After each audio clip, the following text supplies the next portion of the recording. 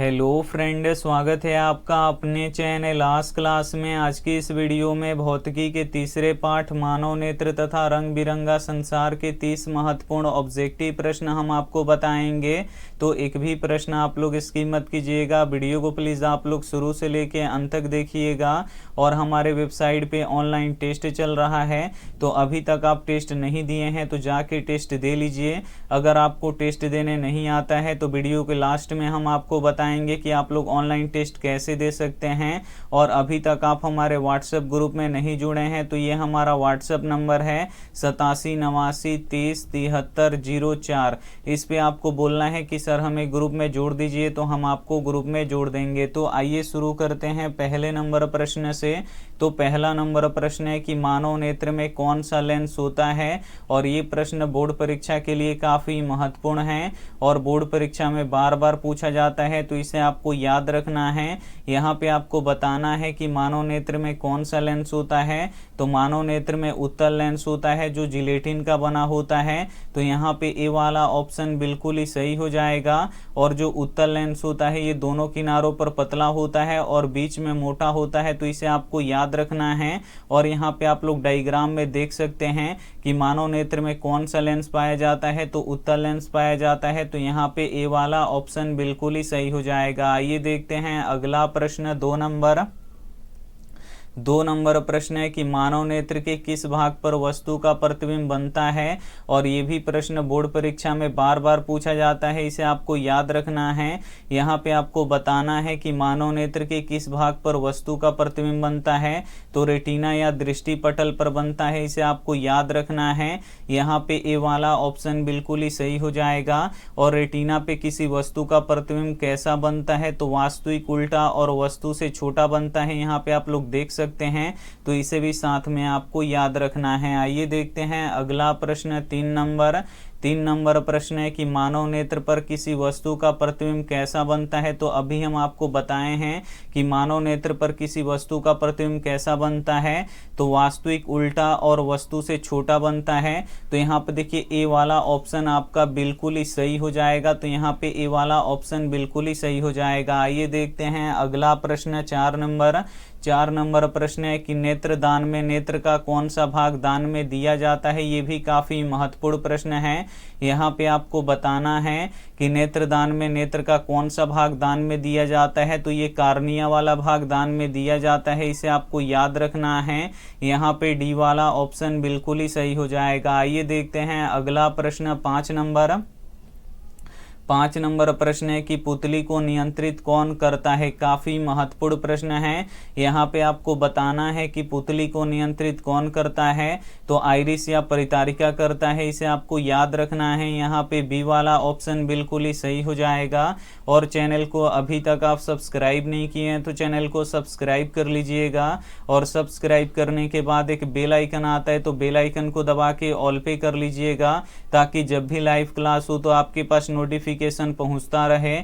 और वीडियो को अभी तक आप लाइक नहीं किए तो प्लीज़ आप लोग वीडियो को लाइक भी कर दीजिएगा। आइए देखते हैं अगला प्रश्न। 6 नंबर प्रश्न है कि स्पष्ट देखने की न्यूनतम दूरी कितनी होती है। और ये बोर्ड परीक्षा में बहुत बार पूछा गया है, इसे आपको याद रखना है। यहाँ पे आपको बताना है कि स्पष्ट देखने की न्यूनतम दूरी कितनी होती है। तो 25 सेंटीमीटर होती है, इसे आपको याद रखना है। यहाँ पे बी वाला ऑप्शन बिल्कुल ही सही हो जाएगा। और स्पष्ट देखने की दूर बिंदु कितना होता है, तो अनंत होता है, तो इसे भी साथ में आपको याद रखना है। आइए देखते हैं अगला प्रश्न। 7 नंबर प्रश्न है कि स्पष्ट देखने की दूर बिंदु कितना होता है। तो स्पष्ट देखने की दूर बिंदु अनंत होता है, इसे आपको याद रखना है। यहाँ पे डी वाला ऑप्शन बिल्कुल ही सही हो जाएगा।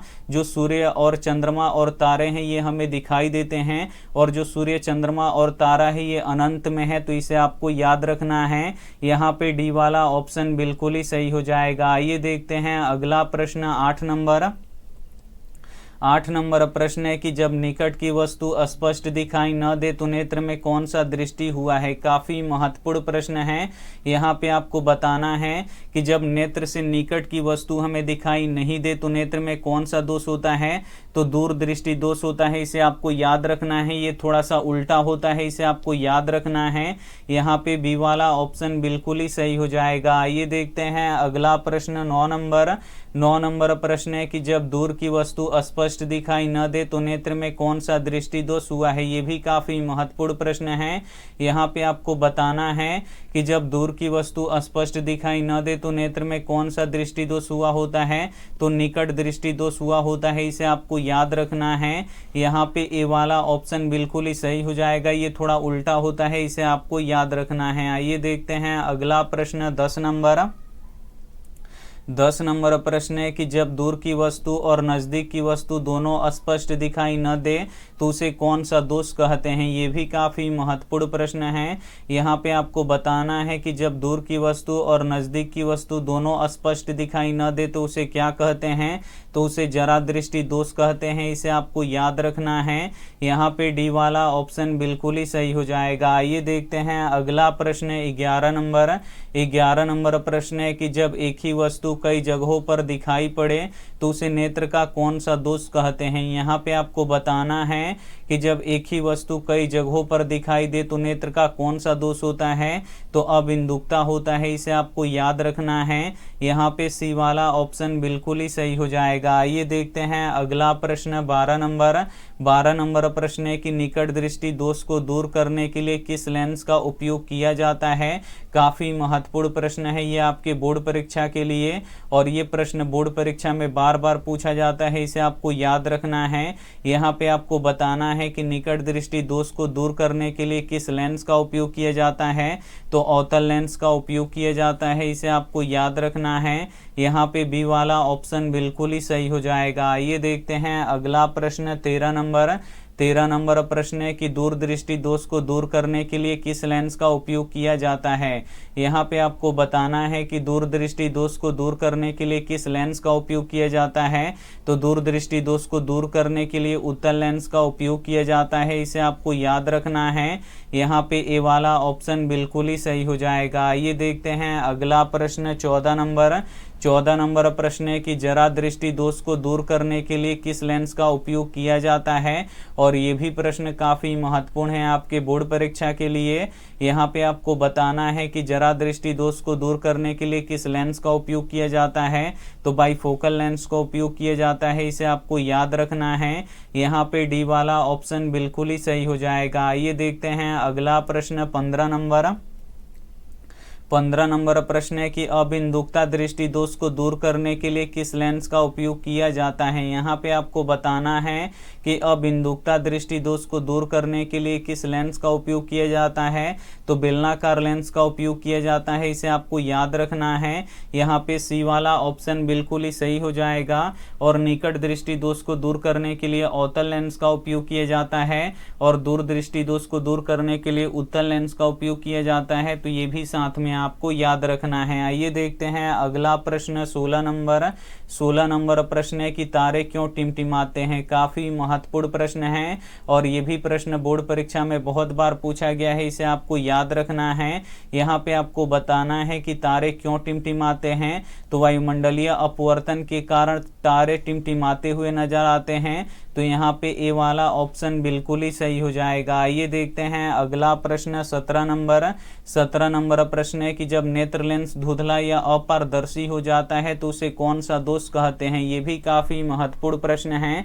यहाँ पे आपको बताना है कि जब नेत्र लेंस धुंधला या अपारदर्शी हो जाता है तो उसे कौन सा दोष कहते हैं, तो उसे मोतियाबिंद कहते हैं। इसे आपको याद रखना है। यहाँ पे डी वाला ऑप्शन बिल्कुल ही सही हो जाएगा। आइए देखते हैं अगला प्रश्न 18 नंबर प्रश्न है कि किस रंग का तरंगदैर्घ्य सबसे अधिक होता है। यहाँ पे आपको बताना है कि किस रंग का तरंगदैर्घ्य सबसे अधिक होता है, तो लाल रंग का तरंगदैर्घ्य सबसे अधिक होता है। यहाँ पे ए वाला ऑप्शन बिल्कुल ही सही हो जाएगा।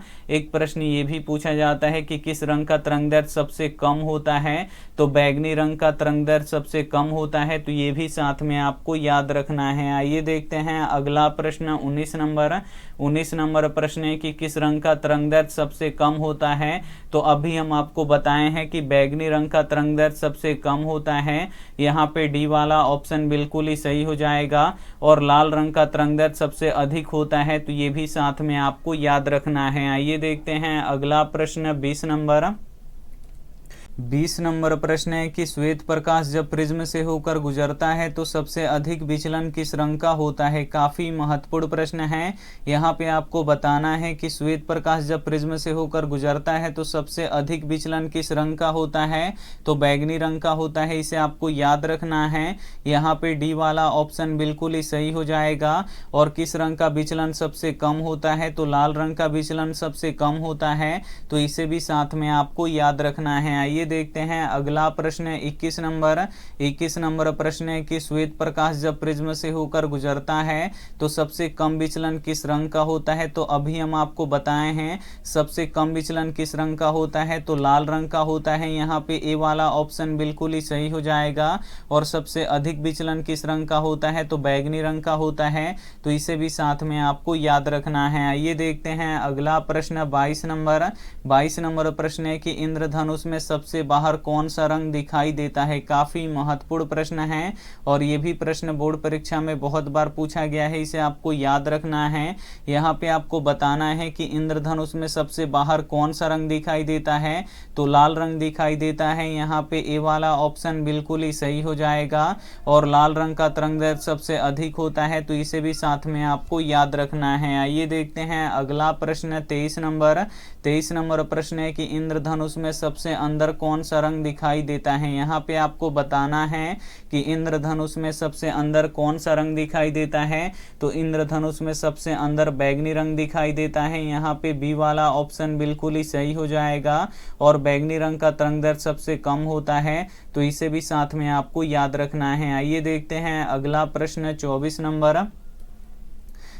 नंबर प्रश्न है कि आकाश का रंग नीला क्यों दिखाई देता है। और ये भी प्रश्न बोर्ड परीक्षा में बहुत बार पूछा गया है, इसे आपको याद रखना है। यहाँ पे आपको बताना है कि आकाश का रंग नीला क्यों दिखाई देता है, तो आकाश का रंग नीला प्रकाश के प्रकीर्णन के कारण से दिखाई देता है, इसे आपको याद रखना है। यहाँ पे डी वाला ऑप्शन बिल्कुल ही सही हो जाएगा। और वायुमंडल में कौन सा रंग सबसे अधिक प्रकीर्णित होता है, तो नीले रंग का प्रकीर्णन सबसे अधिक होता है, तो इसे भी साथ में आपको याद रखना है। आइए देखते हैं अगला प्रश्न 25 नंबर प्रश्न है कि एक प्रिज्म कितने सतहों से घिरा होता है। यहाँ पे आपको बताना है कि एक प्रिज्म कितने सतहों से घिरा होता है, तो जो प्रिज्म होता है ये 5 सतहों से घिरा होता है। यहाँ पे ए वाला ऑप्शन बिल्कुल ही सही हो जाएगा।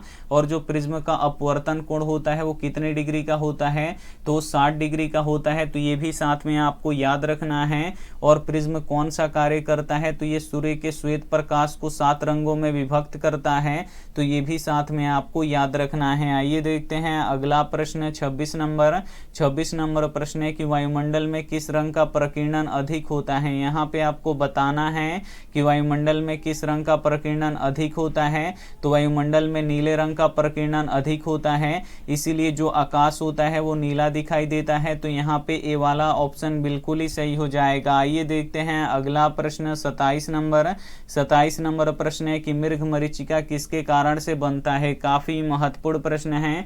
यहाँ पे आपको बताना है कि मृगमरीचिका किसके कारण से बनता है, तो प्रकाश के पूर्ण आंतरिक परावर्तन के कारण से बनता है, इसे आपको याद रखना है।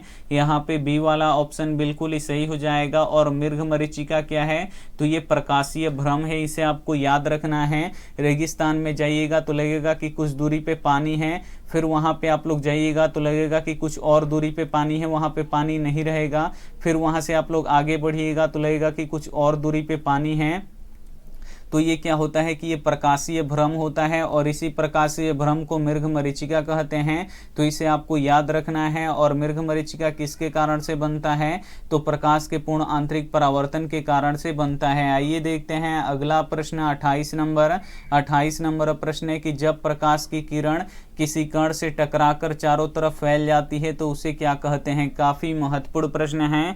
यहाँ पे आपको बताना है कि जब प्रकाश की किरण किसी कण से टकराकर चारों तरफ फैल जाता है तो उसे क्या कहते हैं, तो उसे प्रकाश का प्रकीर्णन कहते हैं, और नीले रंग का प्रकीर्णन सबसे अधिक होता है, इसलिए जो हमारा आकाश होता है वो नीला दिखाई देता है। तो ये भी साथ में आपको याद रखना है। आइए देखते हैं अगला प्रश्न 29 नंबर प्रश्न है कि चंद्रमा पर खड़े व्यक्ति को आकाश कैसा दिखाई देता है। काफी महत्वपूर्ण प्रश्न है, इसे आपको याद रखना है। यहाँ पे आपको बताना है कि चंद्रमा पर खड़े व्यक्ति को आकाश कैसा दिखाई देता है। तो आकाश काला दिखाई देता है। यहाँ पे डी वाला ऑप्शन बिल्कुल ही सही हो जाएगा, क्योंकि चंद्रमा पे वायुमंडल नहीं होता है और प्रकाश का प्रकीर्णन नहीं हो पाता है, जिसके कारण जो आकाश होता है वो काला दिखाई देता है। एक प्रश्न ये भी पूछा जाता है कि अंतरिक्ष यात्री को आकाश कैसा दिखाई देता है। तो अंतरिक्ष यात्री को भी आकाश काला दिखाई देता है। तो ये भी साथ में आपको याद रखना है। आइए देखते हैं अंतिम प्रश्न 30 नंबर प्रश्न है कि सूक्ष्मदर्शी में किस लेंस का प्रयोग किया जाता है। यहाँ पे आपको बताना है कि सूक्ष्मदर्शी में किस लेंस का प्रयोग किया जाता है। तो सूक्ष्मदर्शी में उत्तल लेंस का उपयोग किया जाता है, इसे आपको याद रखना है। यहाँ पे ए वाला ऑप्शन बिल्कुल ही सही हो जाएगा। यहाँ पे मानव नेत्र तथा रंग बिरंगा संसार के 30 ऑब्जेक्टिव प्रश्न बता चुके हैं, और इसी 30 ऑब्जेक्टिव प्रश्न में से आपके फाइनल बोर्ड परीक्षा में आने वाले हैं प्रश्न। तो इसमें से जो भी प्रश्न आपको याद ना हो तो प्लीज आप लोग उसे नोटबुक पे लिख के जरूर याद कर लीजिएगा। और ये रहा आपके लिए होमवर्क प्रश्न, इसका जवाब आपको कमेंट बॉक्स में देना है कि इलेक्ट्रॉन पे कौन सा आवेश होता है। ए ऑप्शन है धन आवेश, बी ऑप्शन है ऋण आवेश, सी ऑप्शन है दोनों, डी ऑप्शन है इनमें से कोई नहीं। तो जो भी ऑप्शन आपको सही लगे वो आप हमें कमेंट करके जरूर बताइएगा। अब हम आपको बताएंगे कि आप लोग ऑनलाइन टेस्ट कैसे दे सकते हैं। तो सभी के फ़ोन में होता है गूगल और क्रोम, दोनों होता है। तो दोनों में से किसी एक को आपको ओपन कर लेना है। जैसे ही यहाँ पे आपका क्रोम ओपन हो जाता है तो यहाँ पे आपका देखिए सर्च बॉक्स दिखेगा। तो इसमें आपको लिखना है आस्क क्लास। तो हम यहाँ पे लिख देते हैं ASK और फिर CLASS। हम यहाँ पे आस्क क्लास लिख के सर्च कर देंगे।